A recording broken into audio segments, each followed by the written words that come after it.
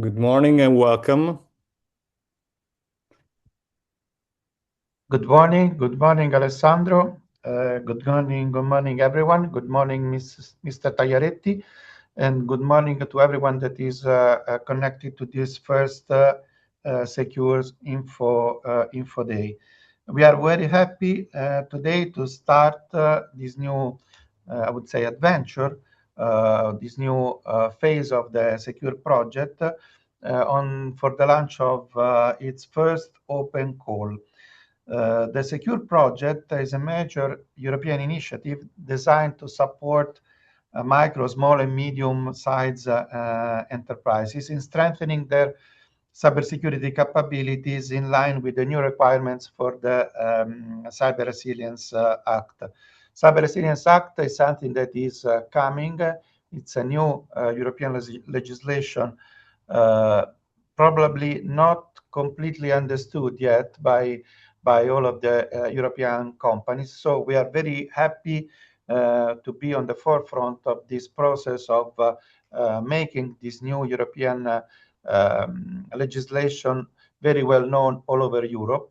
Let's keep in mind that starting from December 2027, all of the products to be sold in Europe will need some sort of certification, products containing a piece of software inside.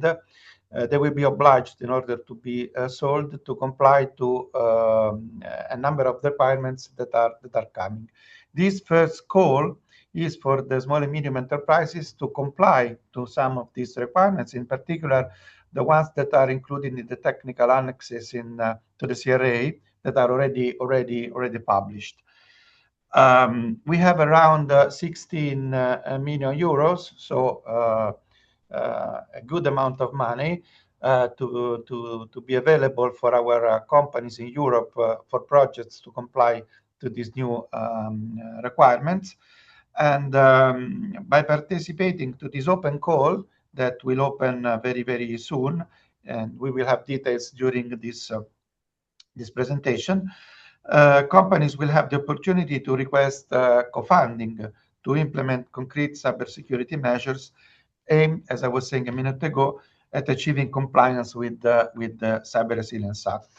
So before leaving the floor to Mr. Tagliaretti, that is head of the European Cybersecurity Competence Center, and we are very proud of and happy of having him here today with us, we strongly encourage you to actively follow the presentation and to make use, it is very important, of the question and answer sessions in order to clarify all of the possible doubts that you could have in your mind.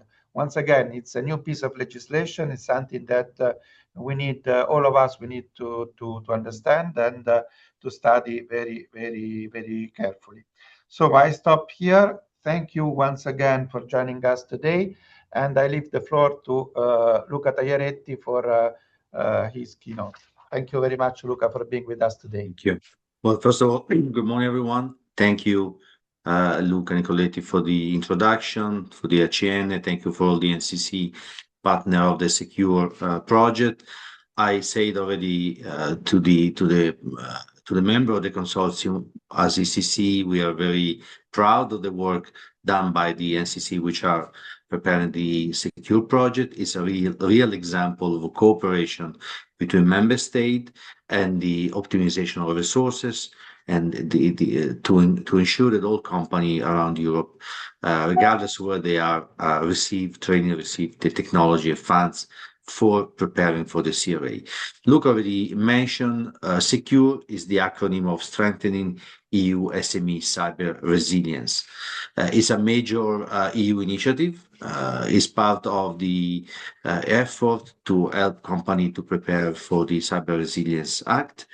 And it has a budget of 22 million, so a significant budget. 16 out of these 22 are for the core element of the call, which is the financial support to third party, to which we come in a second. Together with Italy in the consortium, we have so it's 36 months project, so we'll allow to to help company until the implementation of the CRA has started. We have 8 partners plus other 6 entity affiliated. We have partners from Italy, Poland, Spain, Belgium, Luxembourg, Romania, and Austria. So a very pan-European initiative.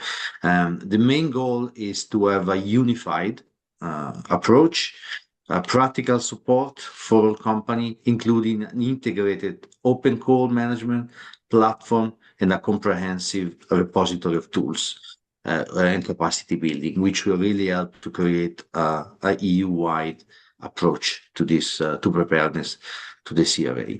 So I say the core of the secure is the so-called financial support to third party, which is support to the SME application with a 50%. The core that we open today is of 5 million.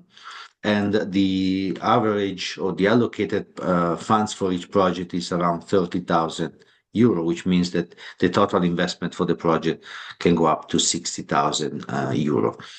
This is why it's important when we talk about financial support to third party, the ownership control assessment, the so-called OCA, which is also part of how the EU is providing funds to this type of project. And this is why the role of the NCC, the partner that I mentioned before, is essential, first of all, for the OCA, but also to perform and to ensure that we have a common approach to this assessment. The call will close, I believe, 22nd of March. So there is 2 months to prepare. And we encourage all of you to apply to the call, to understand how this is organized. Later during the day, in the morning, there will be the opportunity at the end of the day of the session to ask questions. But first of all, to understand how the process is done, what are the bases for the CRA, how is secure organized, how is the way for applying to the call, what are the tools available for all of you. So I'm really grateful to the NCC who started this project. We really look forward to the success of this in the month in the future. And with that, I really like to leave the floor to the speakers, which will guide you to the agenda of today, which again, we start by explaining better the CRA and then understanding how the secure project will help us get it ready for this implementation of this act. So thank you for that, Luca. The floor back to you and to the speaker of the morning. Thank you very much, Luca. You already spoiled everything, so thank you very much. You already say something at the beginning. I just built on it. Thank you. Yeah. But we're very, very happy. Yes. And once again, I would stress, as you see, to all of the participants to this meeting, how this project is important also for the Commission. This is a starting point. This is one of the first example of cascading fund distribution project. So we are very happy to have this opportunity today.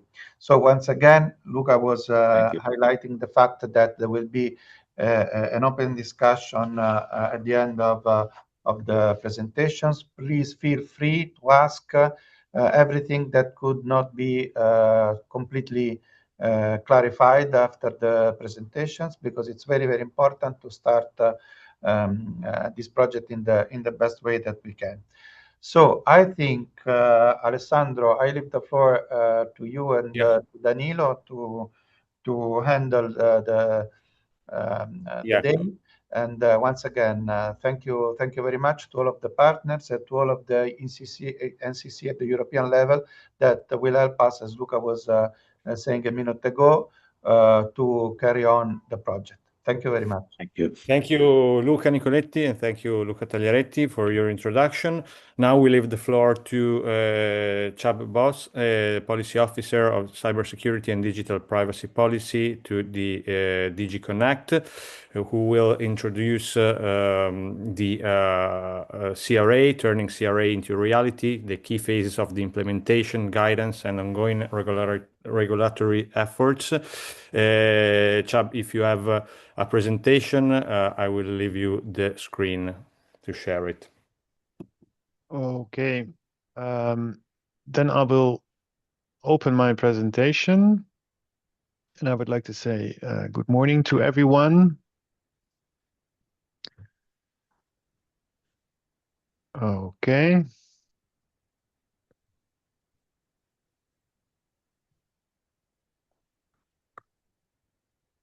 Okay, can you see the presentation? Not yet. I think you should reshare.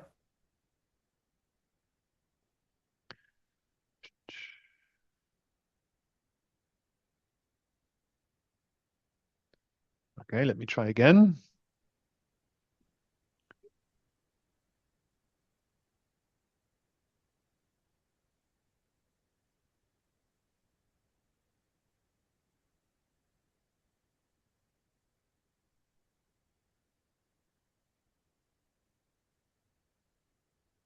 Yeah, it is Something shared. is happening, but from my side, it's a black screen right now. Yeah. Okay. Yeah. Okay. Now we see your desktop. Okay, do you see the slides? Yeah. Yeah. In not okay. Now I think they're going in presentation mode. Maybe there is some delay between your click and the actual visualization. Okay, can you see it now? Otherwise, Okay. perhaps Danilo could share, or Alessandro. I sent the slides yesterday. Okay.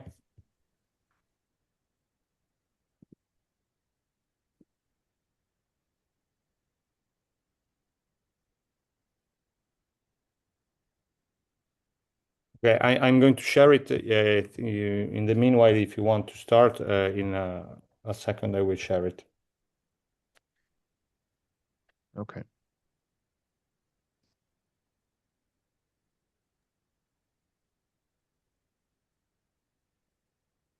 Okay. Okay. Yeah. Yeah, we see the slides. But okay, yes, now they're in presentation mode. Thank you. Okay, Alessandro, is that you who's sharing? Yeah. Excellent. Okay, thank you very much. Sorry for the delay. Yes, so my name is Csaba Bos. I would like to share with you a short presentation about the Cyber Resilience Act, the CRA. I work in the European Commission, DG Connect, who is responsible for the implementation of the Cyber Resilience Act. Before I go into the details, I would like to show you a very interesting picture about cheese.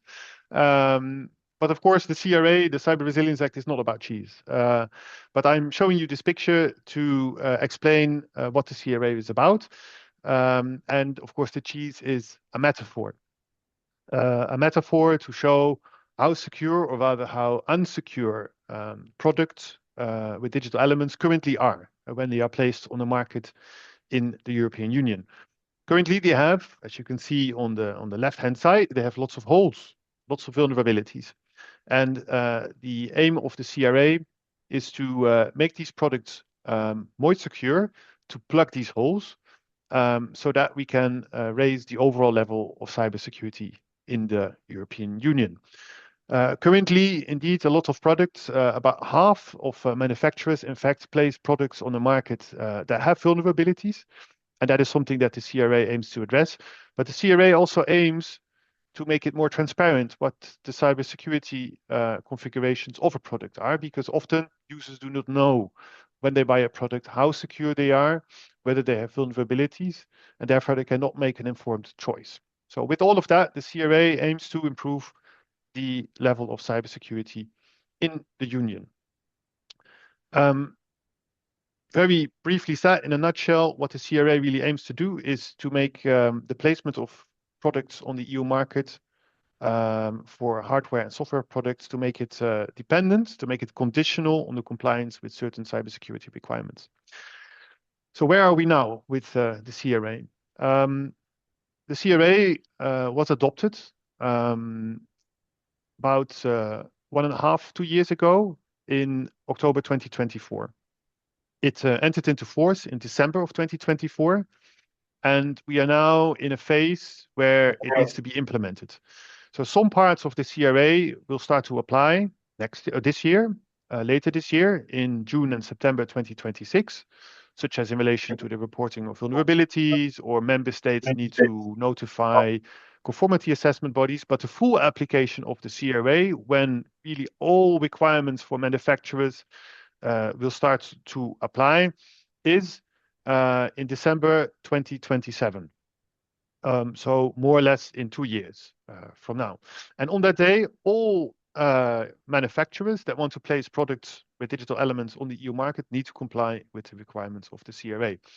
The CRA is a regulation. That means that it has direct effects in all member states. There's no transposition via national laws. It's the EU regulation that applies. And it will apply in the same way in all EU member states. The European Commission is now working on the implementation until full application in December 2027. We are the guardians of the treaty, so we will make sure that everything will be in place. But to be fair, the implementation will be a multi-stakeholder process. So we will do that together, for instance, with member states of the European Union, who will be responsible for the supervision and for market surveillance. And we will also do that together with industry, who is working closely together with us to develop harmonized standards. So in a nutshell, because there's a lot to say about the CRA, but we don't have the time. But in a nutshell, to highlight a couple of things about the CRA. First of all, like I already said, what the CRA aims to do is to regulate market access to the market in the European Union for products with digital elements. Manufacturers, you can go back one slide, manufacturers will have to ensure that when products are placed on the EU market, that they meet the cybersecurity requirements in a way that is adequate to their risk profile. And in a similar way, not only manufacturers, but also importers and distributors of products will need to check that the products that they make available are compliant with these cybersecurity requirements. And these cybersecurity requirements, you can find them in the legal text of the Cyber Resilience Act. We often refer to them as essential cybersecurity requirements. And they are defined in the technical annex of the Cyber Resilience Act in a very high level, technology neutral kind of way. For instance, what you can expect there, if you take a look at that annex, you will find requirements that say that manufacturers can only place products on the EU market when those products do not have known exploitable vulnerabilities. That those products should have a secure by default configuration, so no standard passwords. Or that vulnerabilities, when they emerge, that they can be addressed in the product through security updates. So very basic, very common sense security requirements in many cases. So these cybersecurity requirements that are defined in a legal way, we also are working on the translation of those requirements in the form of technical standards. Technical standards that we often refer to as harmonized standards. They translate the legal requirements into technical, actionable, risk-based requirements that manufacturers can work with. And on that basis, manufacturers will need to demonstrate that they meet the cybersecurity requirements of the CRA for their products. They will be required to demonstrate conformity, and the CRA takes a risk-based approach. It differentiates between different types of products, and for more critical products that have more security-related properties or security-related roles, there may be more stringent requirements with regards to the conformity assessment, such as the need to involve third parties, independent third parties, conformity assessment bodies for demonstrating conformity. The CRA also includes reporting obligations. So manufacturers will be required to report vulnerabilities when they are actively exploited, when they are present in the product, but they will also need to report severe incidents when they occur in relation to their products. And finally, like I said, member states will also work on the implementation of the Cyber Resilience Act. They will be responsible for market surveillance and enforcement. And the competent authorities of the EU member states will, on that basis, enforce the CRA at national level. Moving to the next slide about the scope. So what is really in scope of the product of the CRA? And those are the products with digital elements. And I should say that this covers both hardware and software products. And it does not only cover final products. So it does not only cover final consumer products like laptops or consumer IoT devices or operating systems, but also hardware and software components, such as chips. There are also certain products that will not be covered, like services, or in very specific cases, like medical equipment, where they are already subject to very specific security requirements on the basis of EU law, but that is something that probably goes beyond the scope of the presentation today. I would like to close the presentation with a couple of slides on the ongoing work on implementation. Because like I said, in between now and the final date of application in December 2027, there will be a lot of work done by the Commission, but also by other actors. And what is something where we spend a lot of time on is the development of technical standards, harmonized standards, as we often refer to them. So last year, the European Commission already submitted a standardization request to European standardization organizations, and that standardization request has been taken up. And European standardization organizations have started working on the development of 42 technical standards, horizontal and vertical standards, sometimes product specific. And we are well on our way. We are already receiving draft standards for our assessment, and those standards should be delivered in the course of this year, 2026, but also in the beginning of 2027. We also have other actions ongoing. If we can go back to the previous slide, we are working on the development and the adoption of some lower level regulations. For instance, last year in December 2025, the European Commission adopted an implementing act that defines more accurately and in a more technical way the categories of important and critical products that will need to undergo more stringent conformity assessment requirements. So this implementing act really complements a legal definition that is already in the legal text of the CRA and makes it easier for manufacturers to understand whether their products could fall into the scope of the CRA. ENISA, the European Union Network and Information Security Agency, is also working on a single reporting platform that should become available somewhere in the course of this year to allow manufacturers to easily report vulnerabilities, actively exploited vulnerabilities, but also severe incidents. And the European Commission is working on the development of guidance. The European Commission, we are required under the CRA to publish guidance that will help manufacturers to comply with their requirements under the Cyber Resilience Act. And in December last year, we already published on our website a frequently asked questions document, an FAQ. You can find it on the European Commission's website that explains certain important concepts of the CRA that will help manufacturers to better understand whether they are in scope and what they should do when they're in scope. But more guidance is underway. And also in the course of this year, you can expect that the European Commission will adopt further guidance that will help manufacturers to understand what they should do when they fall in scope of the CRA. Also, member states, like I said, they are working on the identification of notifying bodies, as we refer to them, or conformity assessment bodies, and also setting up market surveillance authorities so that when the CRA starts to apply in next year, that the right infrastructure will be there to demonstrate conformity of products. Finally, then, I also would like to highlight in 1 minute some support actions. That's the next slide. Some support actions that we have for micro, small, and medium enterprises. We have to take note that, of course, more medium, small, micro enterprises, they may not have similar resources as larger companies.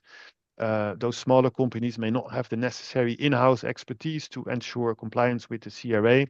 And therefore, we are working with member states to support the compliance of those smaller companies with the CRA.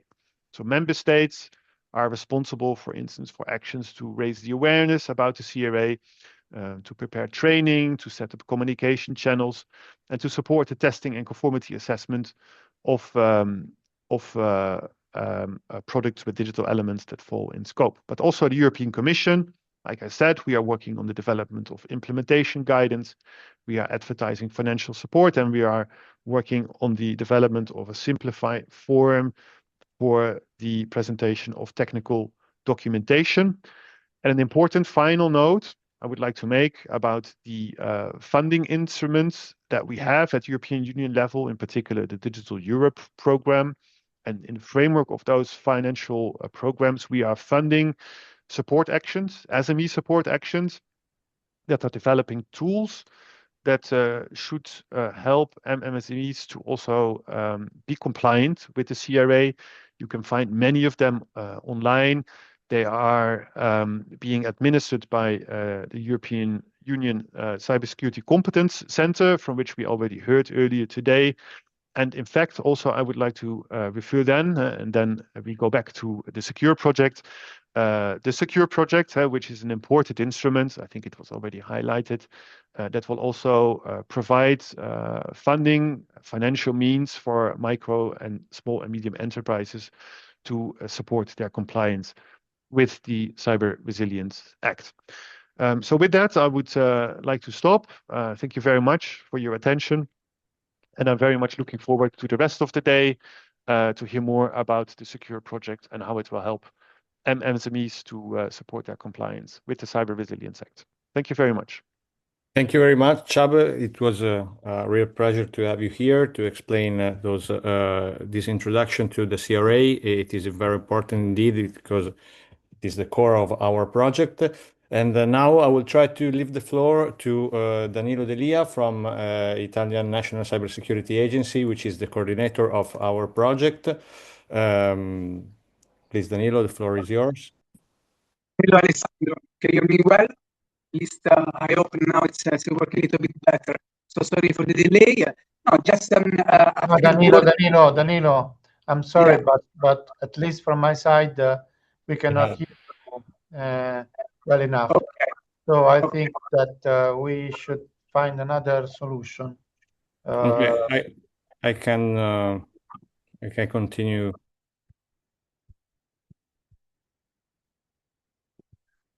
With the presentation. Okay, so I'm sorry we had some microphone issues.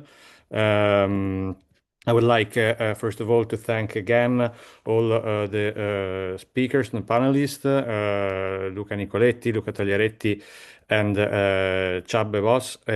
We are going on with this session, focusing on the Secure project and this first open call for proposals, which is addressed to all European micro, small, and medium enterprises to get financed for CRA compliance projects. You had an introduction on what is the CRA and which are the main obligations that will be active from the next year. And starting from this year, you will have the opportunity to get financed with some financial support in order to comply with the CRA and in general to strengthen the cybersecurity of your company. Today we will see just a brief introduction, which will be the eligibility requirement in order to get funded, and we will focus on the application and implementation process. which will be carried out with our online platform that will be available from the day of the launch of the call. First of all, I would like to focus a bit again on the general information on the project. As Luca Nicoletti already mentioned, the project has a total budget of 16.5 million, and this is the first call of the secure project, but at least another call will be launched within the next years. The project is coordinated by the Italian National Cybersecurity Coordination Center, which is the Italian National Cybersecurity Agency, and it counts other 7 partners, which are NCCs and also other private organizations. So, as I was mentioning, this first secure open call is going to co-finance mini project. So all the activities, goods and services that you will ask in order to implement your projects. The projects should be aimed at strengthening cyber resilience and achieving the compliance with the Cyber Resilience Act, the regulation that we saw before. And the call launch will be on the 28th of January, so the next week.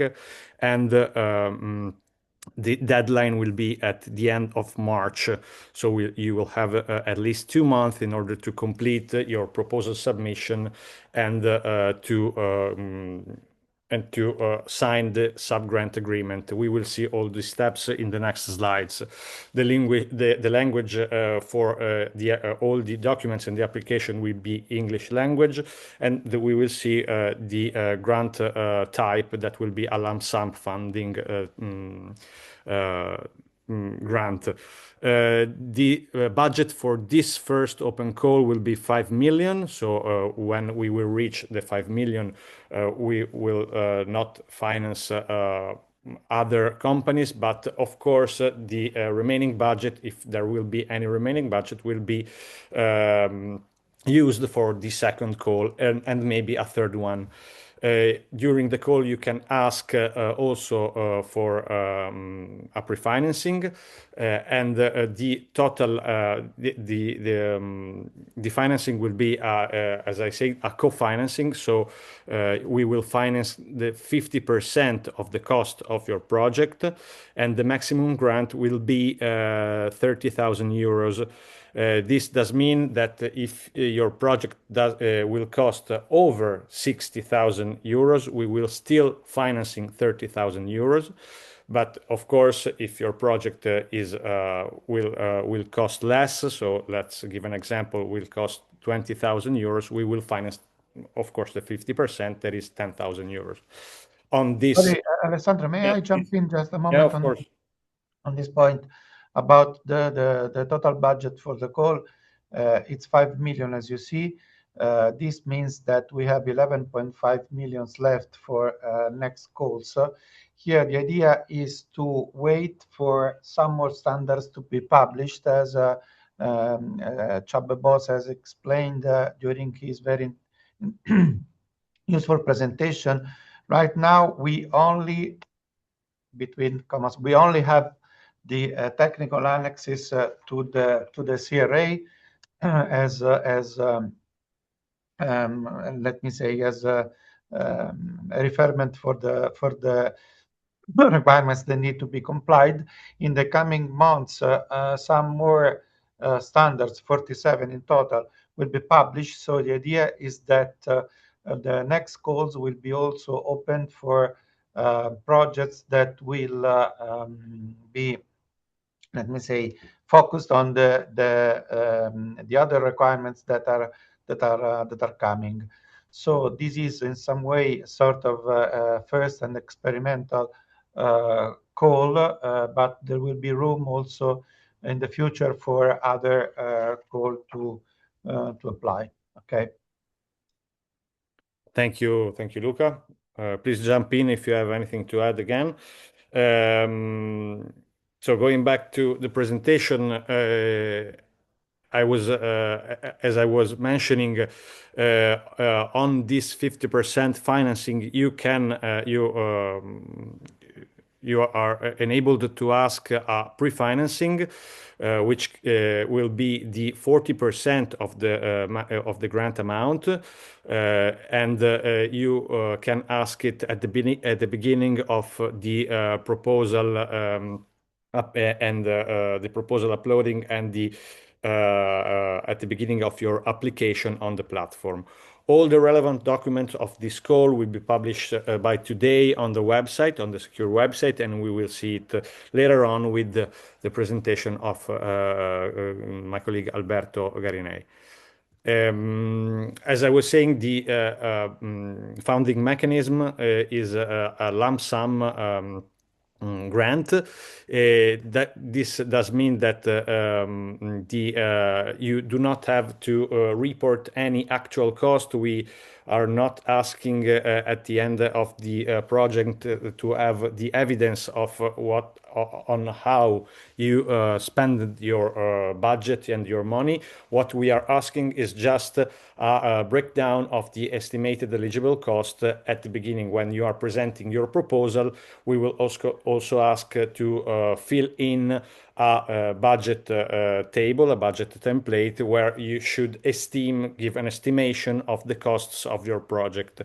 But you do not have to assess and report all the costs that you are incurring during the implementation of your project.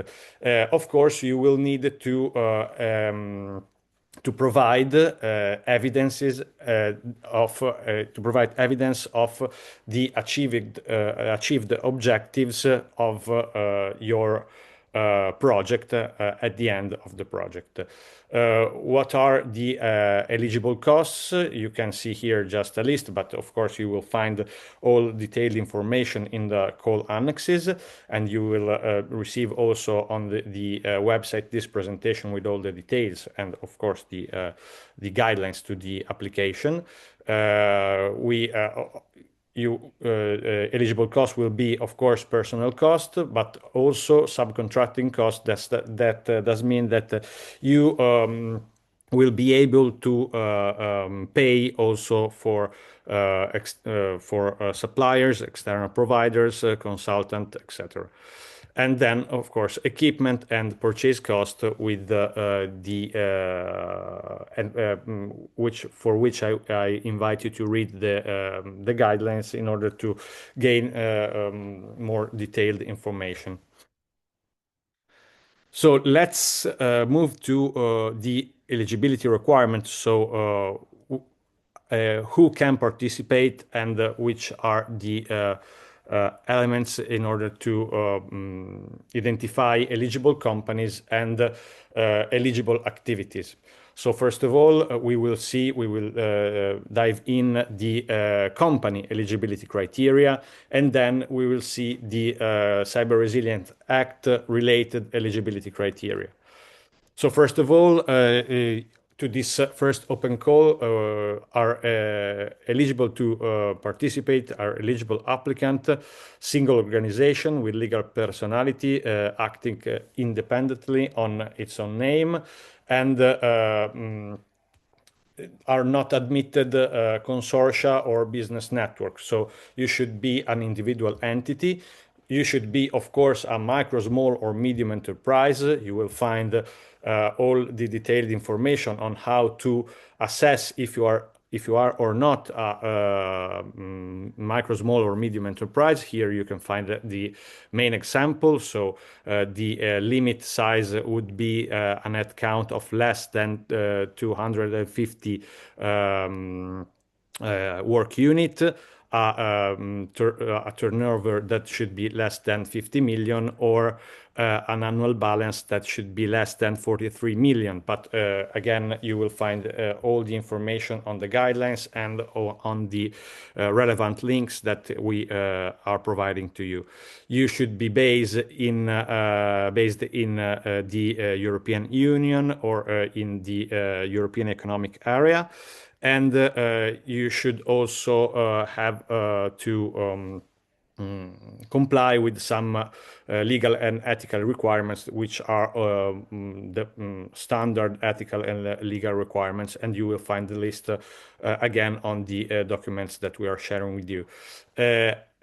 Of course, also your project should not be double funded, so if you are requesting funding for your project, there should not be other funding insisting on your on the project for which you are requesting funding.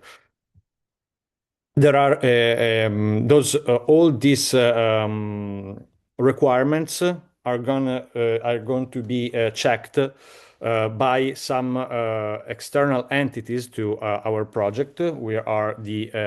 Some of them are external to the project. Some of them are partner of the project.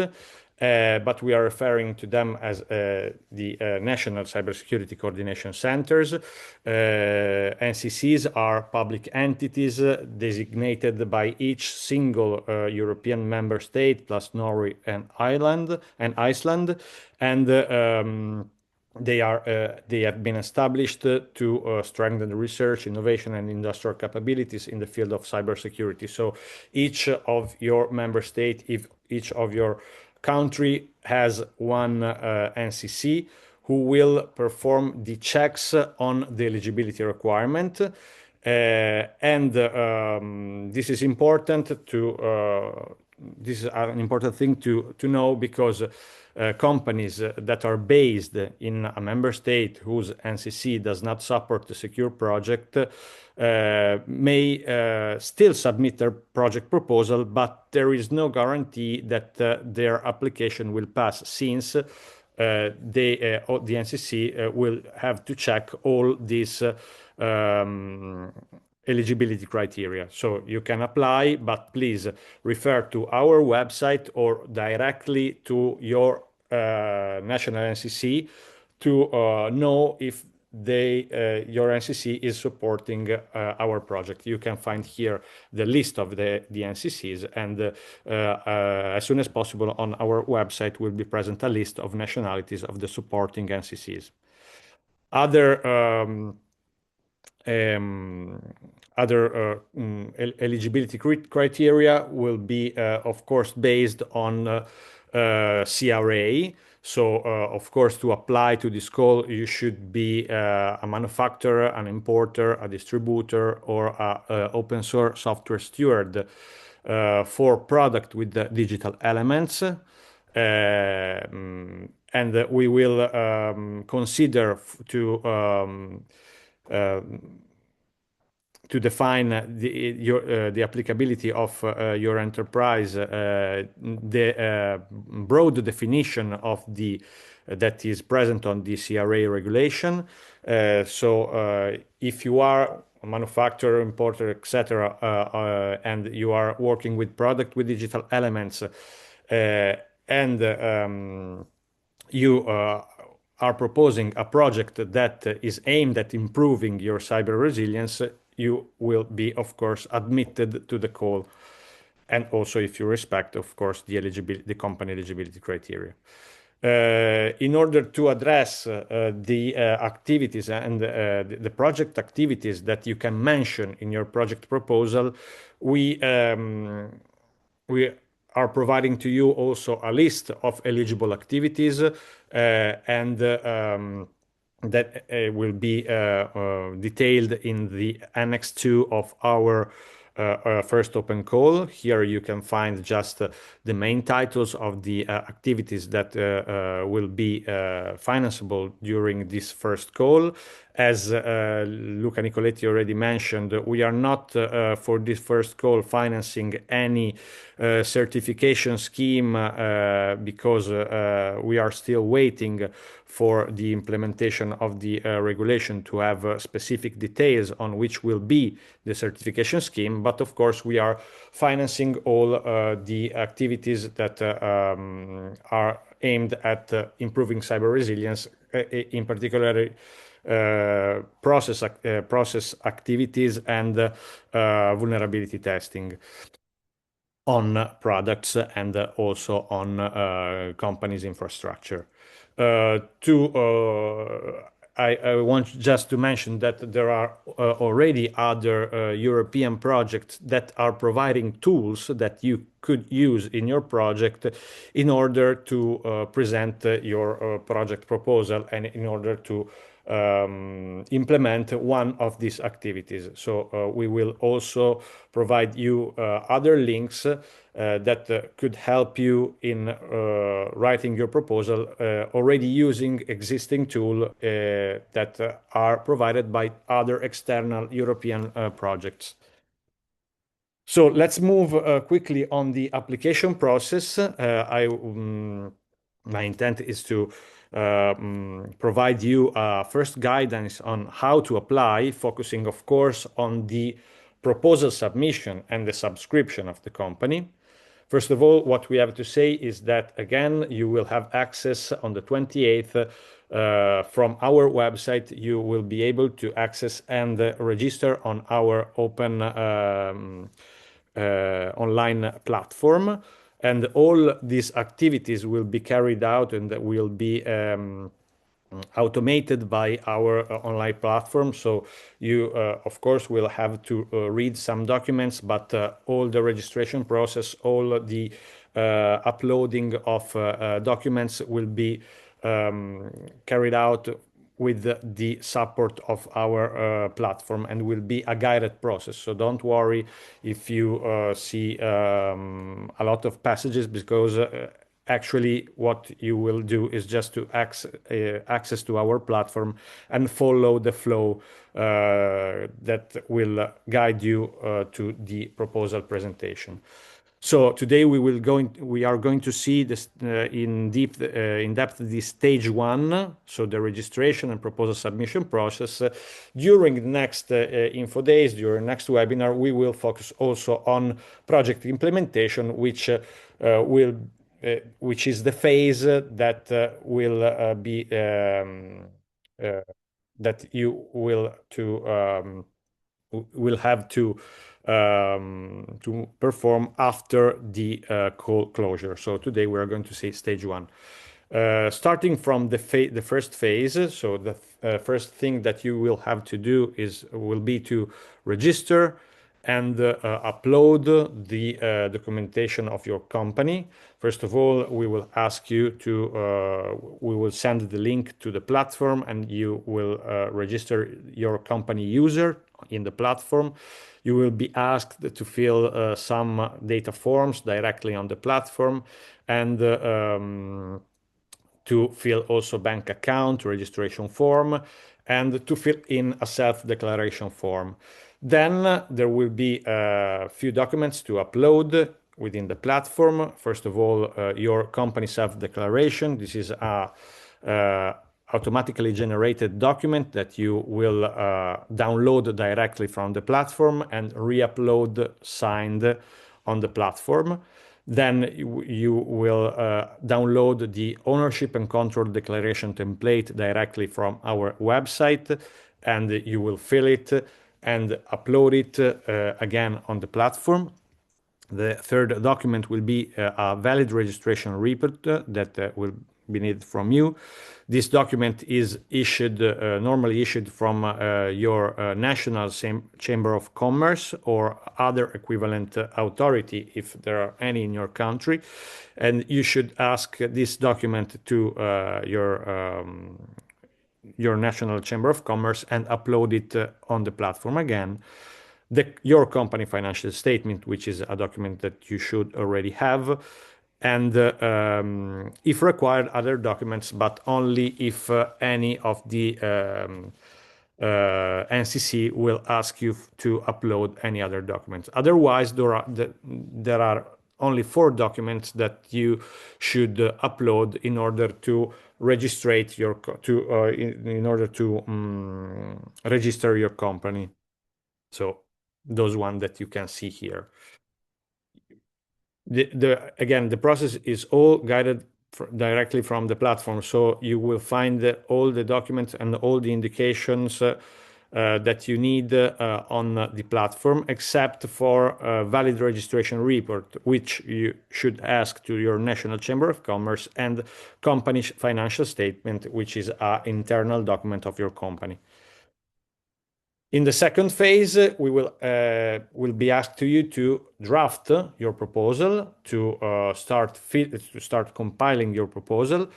So there are two main documents that should be filled during this phase. The first one is the project proposal itself, where you will be asked to describe the project that for which you are asking for financing. We will ask to describe the applicant profile, the project relevance, so which are the CRA goals of your project mainly, the expected impact, and to specify which will be the task of your project, and in particular the KPIs, the KPIs quantification.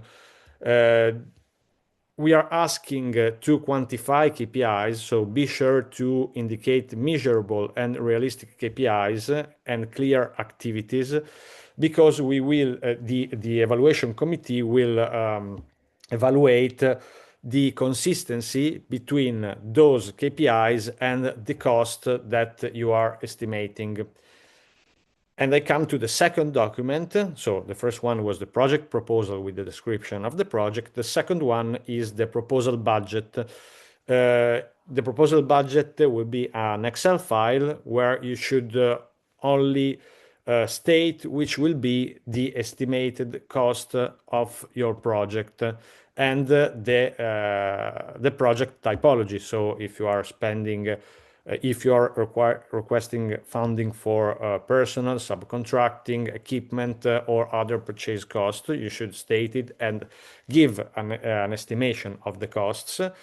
Those costs should be consistent, of course, with the activities that you are describing in your proposal. So those two documents during the should be uploaded during the phase 2 proposal and budget drafting. During the third phase, actually, you are not requested to do anything, because it will be the proposal evaluation phase. We have three phases of 3 steps of evaluation. The first one would be a formal evaluation where Cyber 4.0, which is the secure partner in charge for financial support, will evaluate if your proposal falls and your company are falling under the scope of CRA. Again, we will use the broad definition of that is present on the regulation to assess if your company is falling or not under the CRA scope. And we will consider also companies that in the future should fall under the CRA scope. So not only if you are today falling under the CRA scope, but if you are willing to, with maybe some modification to your business, etc. Then there will be the technical evaluation that will be the main evaluation indeed, and it will be carried out by an independent evaluation committee. This evaluation will state if there will be which will be the financial proposal, and they will produce as an output the ranking of all the proposals that we will receive, based on a scoring methodology that we will see briefly in the next slides. Then, after the technical evaluation, as we already mentioned, there will be the company eligibility evaluation that will be carried out by the National Cybersecurity Coordination Centers of your country. So, again, here the National Coordination Center will decide if, based on the document that you have uploaded during the project proposal, will decide and analyze if your company falls or not under the call eligibility requirement. So again, individual entity, small and medium enterprise based in the EU, and respecting other legal requirements. I just want to focus on the second step, which is the most important for the evaluation of your proposal. there will be there is and it is described in the guidelines that you will find on the website, the methodology for scoring your proposals. We will consider three main criteria, which will be excellence and relevance, impact and clarity, and implementation. Of course, what we are evaluating here is only your project proposal, not because the other requirements will be evaluated from the other two steps of the evaluation. So here, the evaluation committee will evaluate the whole project proposal that you are presenting. There will be at least 3 evaluators for each proposal, with a maximum of 21 members for our evaluation committee. So your proposal will be evaluated at least by 3 people. And the first evaluation will be the individual evaluation from each of those 3 evaluators. So all the evaluators will give a point from 0 to 5 to those 3 criteria. So we are evaluating, for example, for excellence and relevance, the main focus will be the CRA scope of your proposal. Impact and clarity will evaluate which will be the benefits that you are expecting from asking funding, and the third will be the implementation. So we will consider the clarity with which you are describing your activities and the consistency of the cost and the activities that you are proposing. After the individual evaluation by each of the evaluators, you will have there will be consensus meeting where those 3 evaluators will meet up and score and give a final score to your proposal. The final score for each criterion will be the sum of the evaluators' scores. So here you can find evaluator 1, 2, and 3, and all the criteria will be the score for the criteria will be summed up and in one single score. So here is an example of one company which has, for quality and relevance, 3 votes from the 3 evaluators, and the sum of the votes will be the final result for each criteria. Then we will take those 3 sums and have a weighted average, giving a major weight to the quality and relevance and impact and clarity. And we obtain with this calculation the rounded average for your proposal. There is a minimum threshold per criterion, that is to mean that if 2 or more of the criteria are under the score of 10, the proposal will be excluded.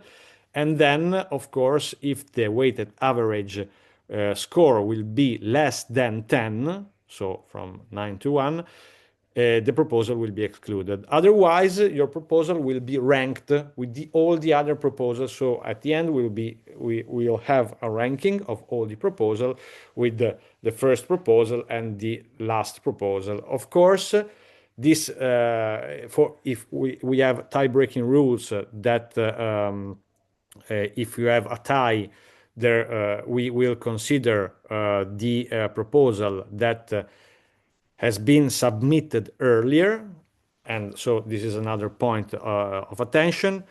And those rules are actually those tie-breaking rules are important when and if we encounter a budget limitation. What does it mean? If the proposal that we are receiving will exceed the maximum budget limit, that is 5 million, as we already saw, we would need to exclude the last proposals with the lowest scores. So, of course, if there is a budget limit, we will have to exclude the last presented proposals with the lowest score. you, of course, will have the possibility to present again your proposal during the second open call. After the evaluation process, so after, of course, this technical evaluation, again, there will be the eligibility, the company eligibility evaluation. After all this evaluation, which will last in more or less 4 months after the call closure, you will receive the results of your proposal. Just a step back. The results from formal evaluation will be sent within 5 days after the call closure. So you will know as soon as possible if your proposal is under the scope of CRA or not. So if your proposal is admissible or not in 5 days after the call closure. The other 2 evaluations, so technical and company eligibility evaluation, will last in more months, let's say 3 or 4 months, depending on how quick we will receive the results. But of course, after a few months from the closure of the call, you will receive results, both if there are negative or positive results.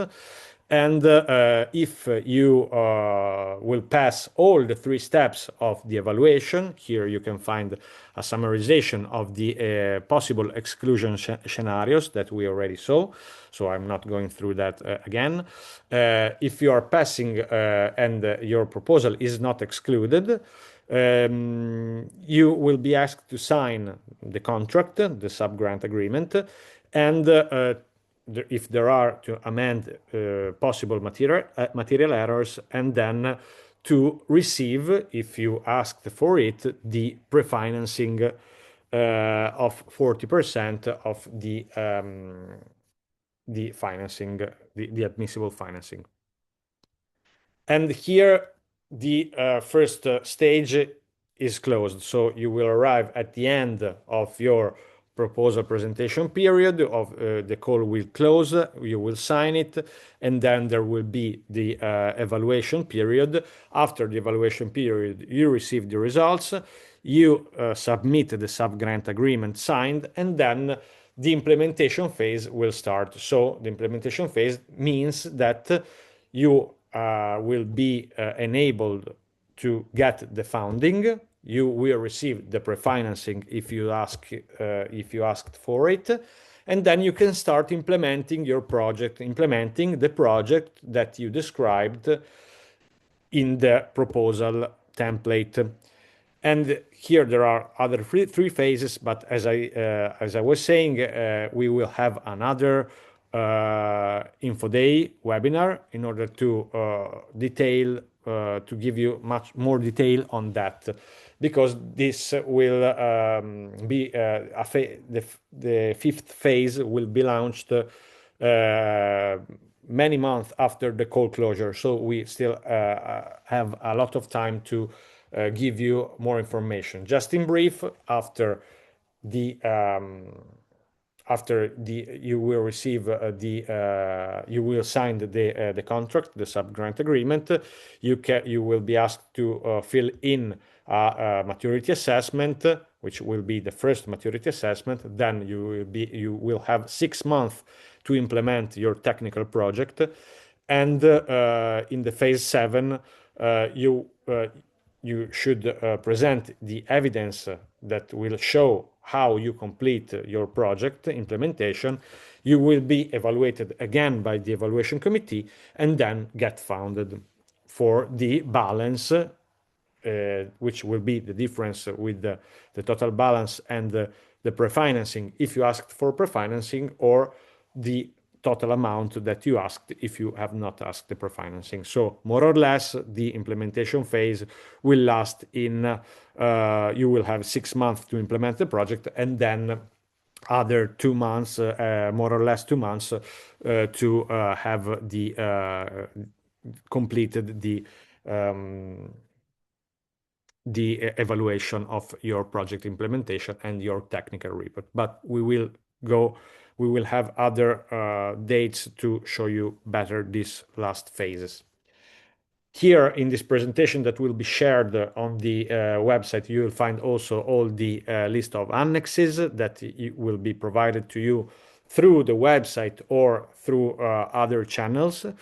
I want to just point out, and this is an important point, that all the documents that you will upload on the platform should be digitally signed with the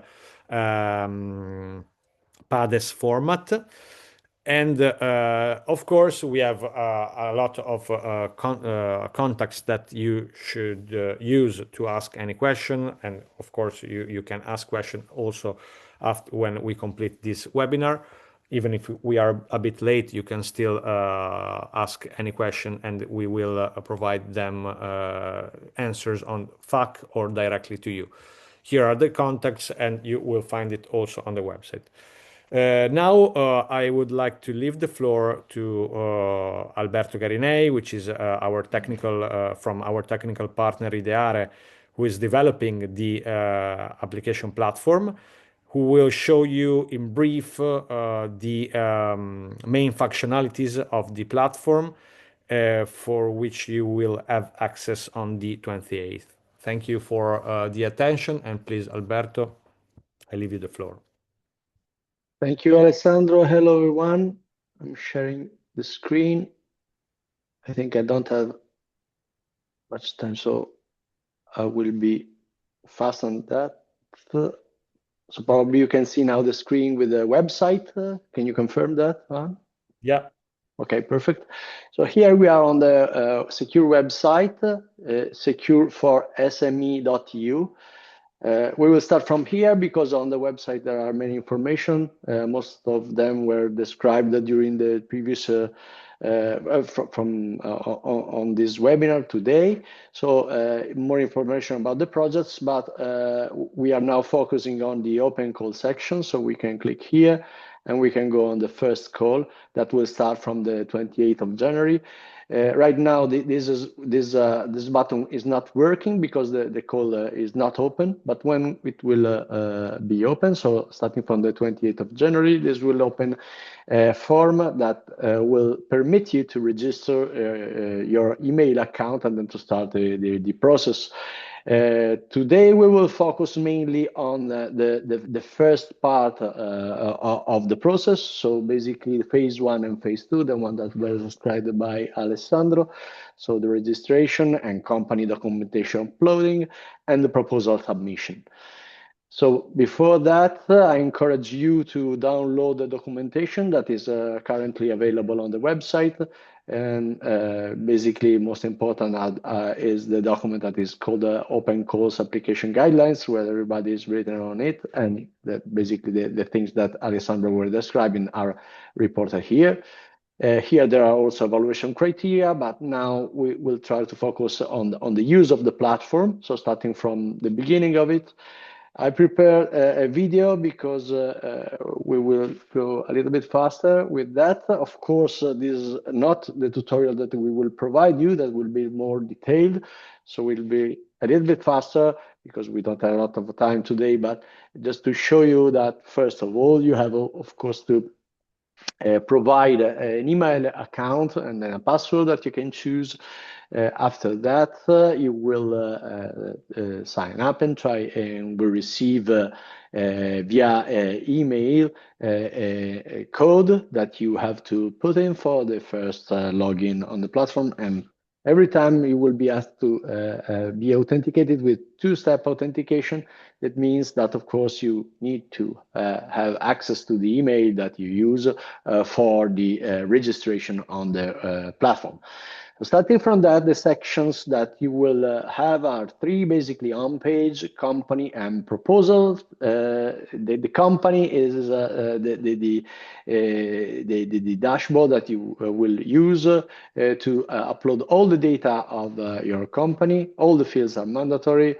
So you would need to provide data of your company. Of course, the one that you see here are not real data. You will see something strange on that, but please not be focused on that. Just to show that you can copy and paste from one box to another, but you have to provide all the information. This information will be also used during the process because the platform will redirect information via email and also on the platform itself. This means that every time that you will need to act on the platform, you will receive an email to the email that you provided as a contact email. And then, of course, after that, you have to act directly on email. So basically, these are, of course, this is a part that is quite easy to compile, to provide those data because you know all of them. There are many boxes because, of course, the legal representative can be another person and a person different from the contact point. So you need to fill all the data. Of course, if the legal representative will be the same contact point, you can just copy and paste from one box to another. So basically, this phase here is the registration of the company. Let me recall you again that you have to fill in all the data on it. So I just will move a little bit forward after that. Okay, perfect. After that, you have also to provide the bank account. Okay, like that. So in the other field is the bank account. This is required, of course, because if you will be funded, we will need also to have those data. Of course, it can be that during the entire process, those data will change and you will be available to modify them. After this first section, there's a second section that is the proposal. So you have to give a name to the proposal, to upload documentation that are the one that Alessandro was showing you before. So you just drag and drop or just upload documentation. When you upload a new document, you can see it on the platform. As you can see from this point here, the registration report right now is uploaded. You can see it right now where you can see the download uploaded document. So you can download it again. You can check it everywhere, every time you want, because you still don't. You still have time to modify it and to upload a new version of it. So again, you can drag and drop, you can upload. As Alessandro recalled you, some documents need to be digitally signed. So this means that the platform will not accept documents that are not digitally signed in specific sections that are defined on the code.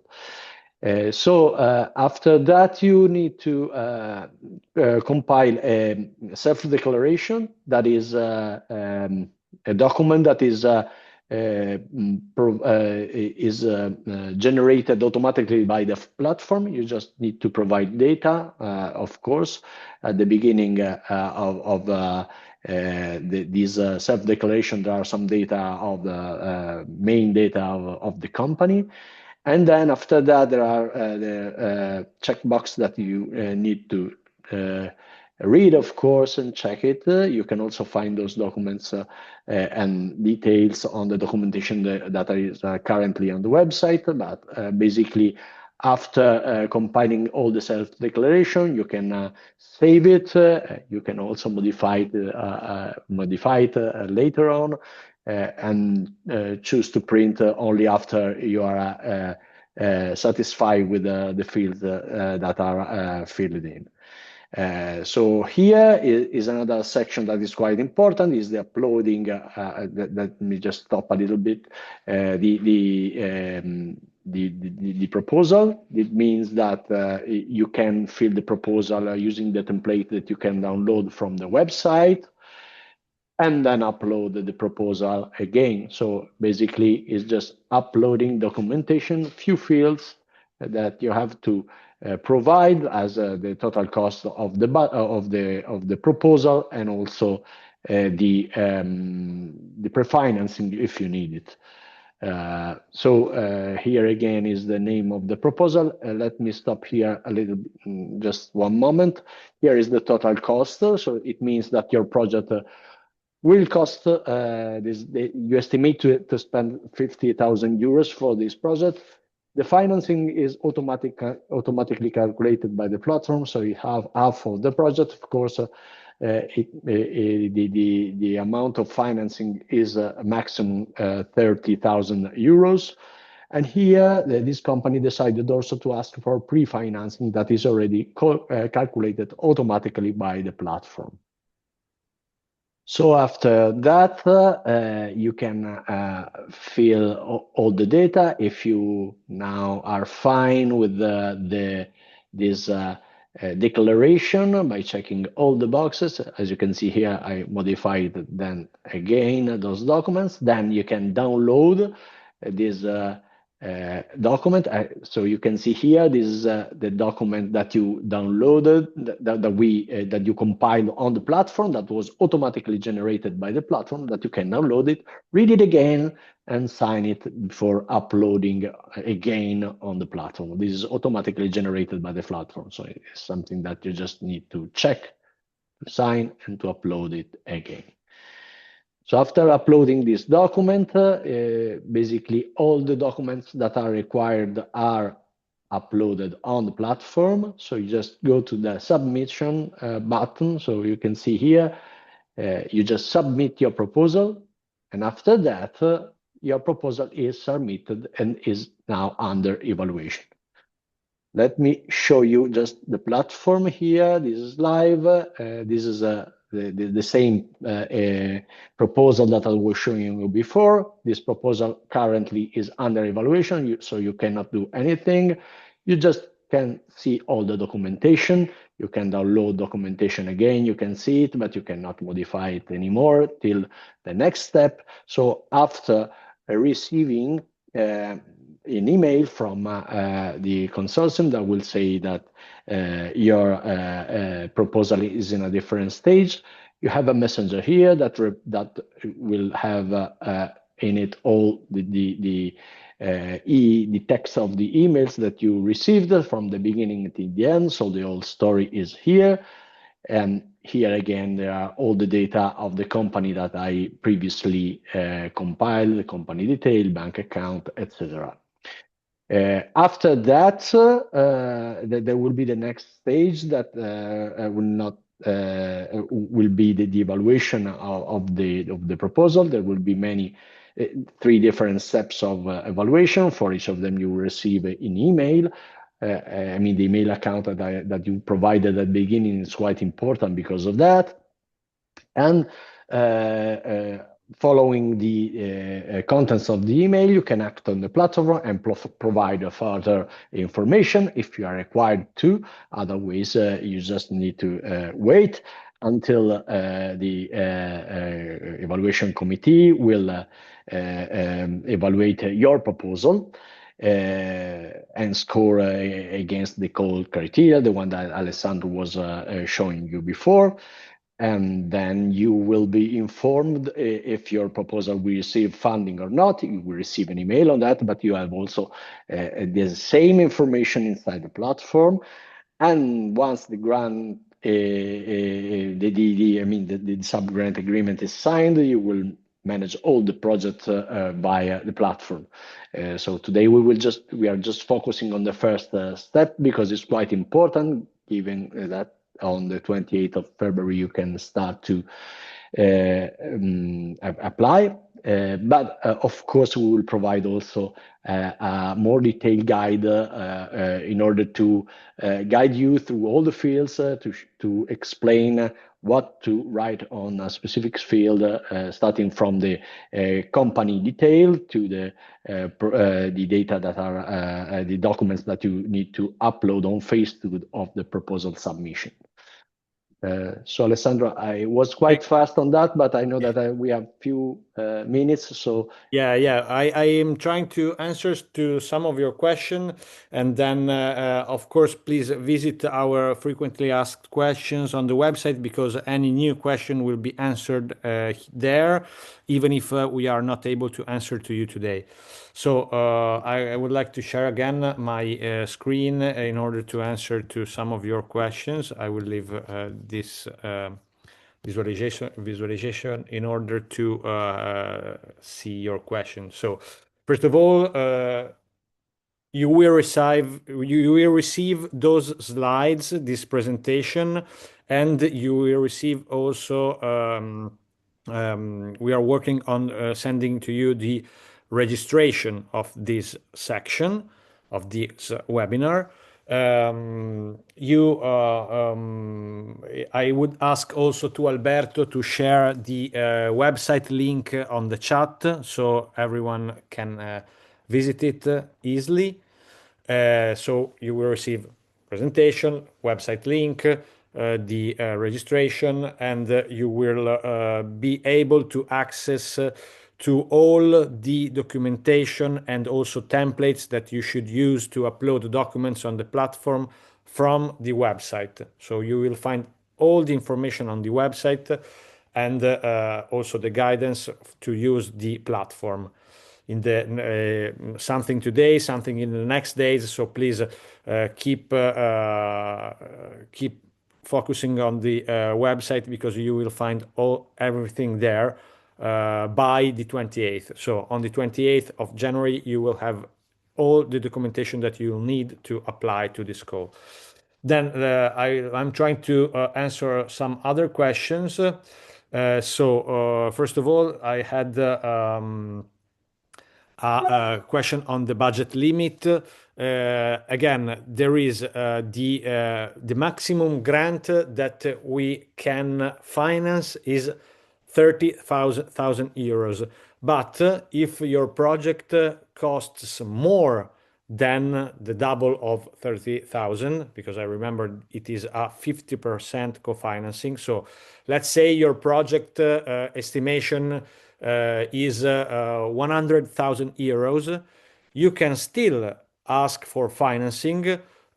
You can say that your project costs 100,000 euros, but at the end we will finance to you the maximum grant amount that is 30,000 euros. So the limit for the cost of the project is not 60,000 euros. You can have projects that cost more than 60,000 euros, but you will still receive a maximum grant of 30,000 euros.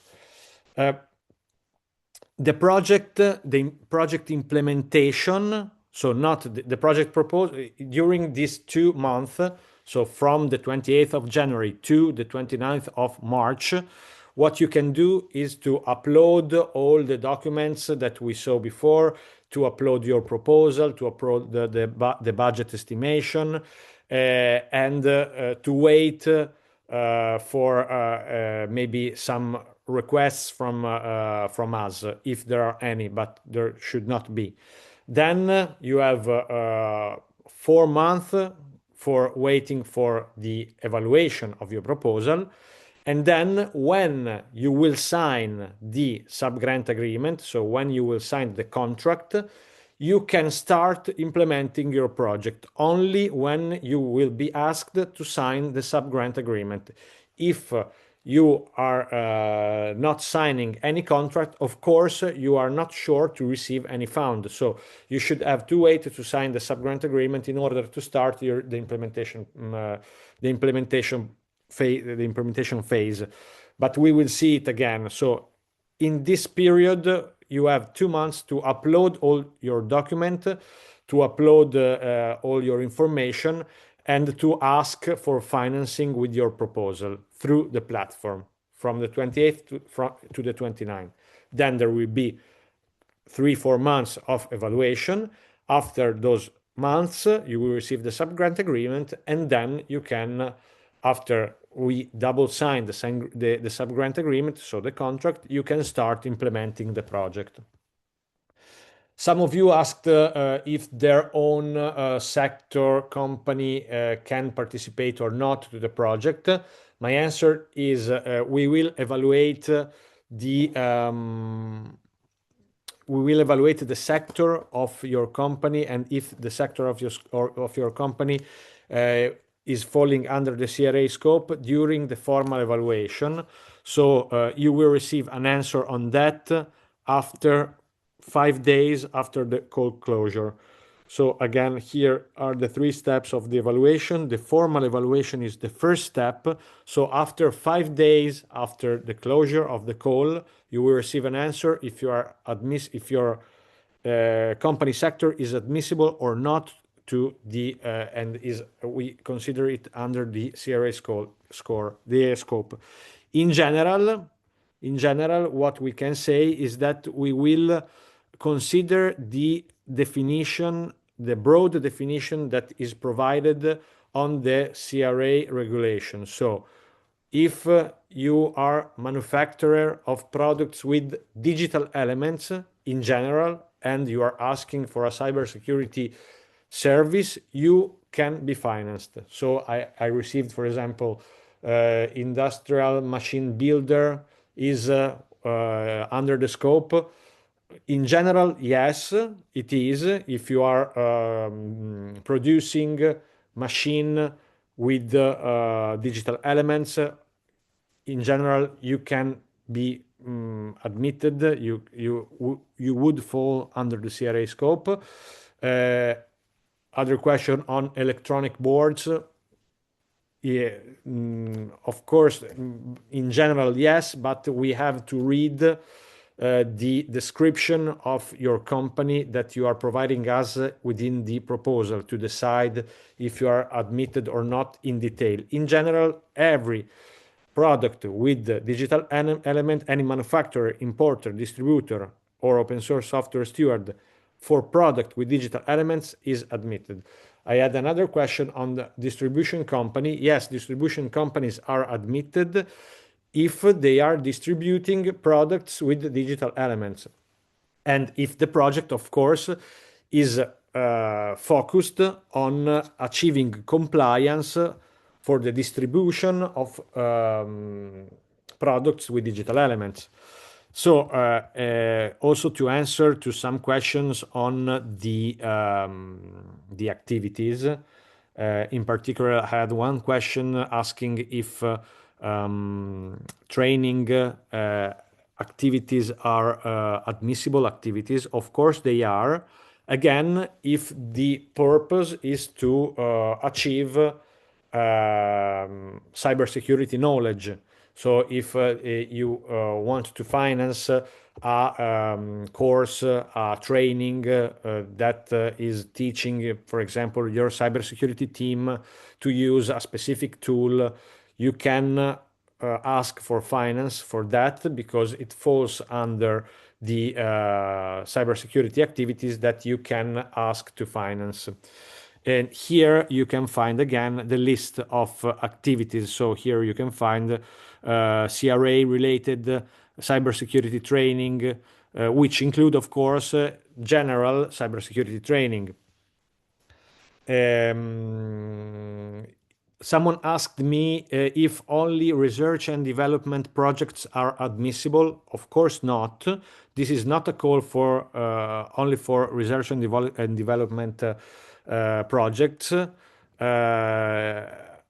Actually, it is a call specifically dedicated for projects that are aimed at achieving a good level of cybersecurity. So if you want to perform a vulnerability assessment or a training or risk assessment or other of the activities that are listed here, you are welcome to propose them because this call is focused on helping micro, small, and medium enterprises to achieve the compliance to the Cyber Resilience Act. So actually is not a call dedicated to research and development. Someone asked me if organizations are RDOs can participate. I invite you to read in depth the exclusion criteria for and the eligibility criteria on the guidelines.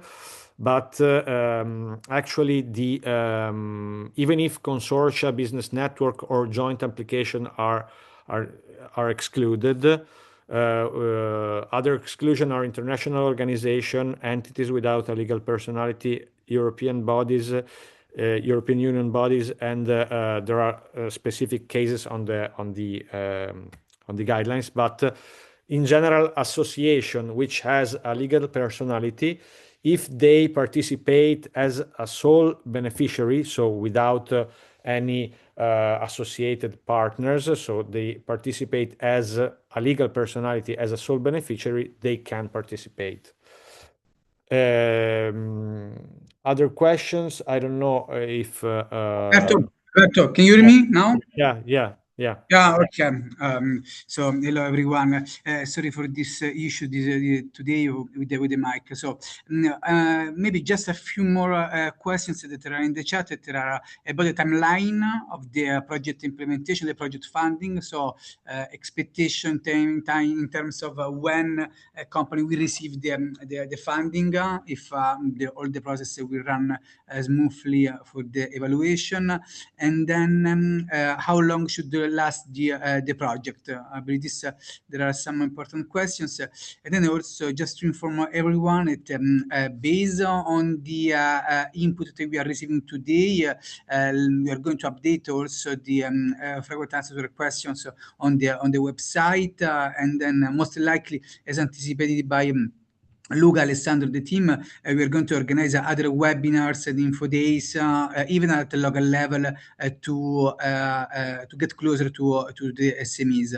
So I don't know, Alessandro, if you can provide some feedback already with these two important questions. Thank you. So again, the time that you will have to, let's start from the proposal again. So the proposals and all the documents that we saw today should be uploaded on the platform starting from the 28th, the day of the launch of the call, until the call deadline, that is the 29th of March. So after the 29th of March, you cannot present other proposals. So if you want to apply to the call, you should do it between the 28th of January until the 29th of March. Then in 5 days, you will receive an answer if you are admitted to the formal evaluation. So if your company is falling or not under the CRA perimeter and your proposal is admitted. So after the date of March, after 5 days from the 29th of March, you will receive an answer if your proposal will go through the technical evaluation. And then for the technical evaluation and the company eligibility evaluation, you will have more or less, let's say, approximately 2 months for technical evaluation and other 2 months for eligibility evaluation. This does mean that you should wait more or less 4 months after you received the okay from formal evaluation. Okay, so I do not have actually a specific month, but you will find those timings, every detail of timings on the guidelines. But after 4 months after March, you will receive a final approval or rejection of your proposal or your company. Then after that period, so let's say 4 months plus something maybe, you will receive, you will be asked to sign the grant agreement. And after the signing of grant agreement, you will have 6 months to implement your project. So you're asking now for a project that will be evaluated in 4 months. You can start working on the project after more or less 5 months. and you have 6 months to complete your project after you started implementing it. And then after the 6 months, we have other 1 or 2 months to get completely financed. But remember that when you are signing the grant agreement, if you asked for it, you will receive the pre-financing. That is the 40% of the total project budget, the total project grant. Okay, so the 40%, if you asked for, if your project costs more than 60,000 euro, you would receive 30,000 euro as grant. If you asked pre-financing, you will receive it during your grant agreement signing, and you will receive the 40% of 30,000 euro before implementing your project. Then after the signing of grant agreement, you start implementing your project with your pre-financing, and you receive the difference of the balance after you implemented your project, and it would be recognized that you achieved the KPIs that you declared during the proposal. But we will give you, again, on the guidelines, you will already find those timings specified. But of course, we will share with you also other timeline to help you to understand the timing of the evaluations. Yeah, just to also to reply directly to Piotr, it will be not before September 2026, let's say.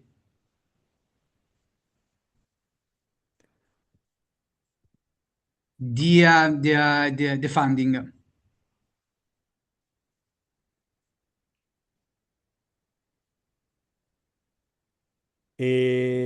So I don't know, Danilo, I answered to the questions that I had the possibility to write down. I don't know if there are any other questions that you want us to answer or... Yes, no, I believe no. So far, so we addressed some of the questions in the chat, other through your answer. Also, to be on time, I believe that we can approach the closing of the webinar. And as next step, we are going to publish all the documents on the website and the platform, launching the officially collection and gathering of application on the 28th of January, most likely also organizing other info days and the webinars such as the one that we had today. And so for any other specific requests after the launching of the platform, we have also our email address available for any request of information. So on our side, I believe that we are very satisfied. We thank you for your time. And then also, Alessandro, I don't know if you have any last words on that. Otherwise, I would like also to thank the European Commission for the time and the support on the project. Nothing to add. I am just sending you again the link to the website in the chat, so you can have it. So please feel free to reach us with our communication channels that we shared on the website. And thank you again for your participation. We hope to see you applying for our calls. Thank you very much. Thank you. Have a good way.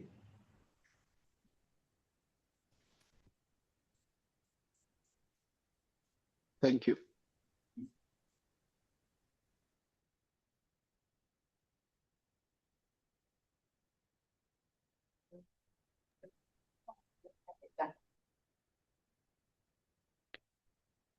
Good.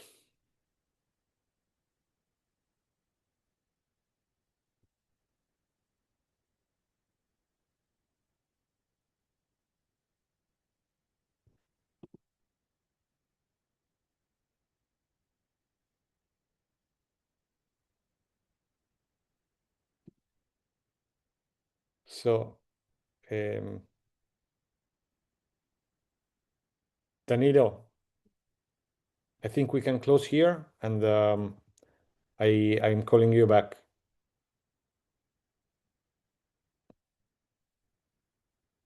Thank you, Luca, again. Thank you everyone, and okay, see you later.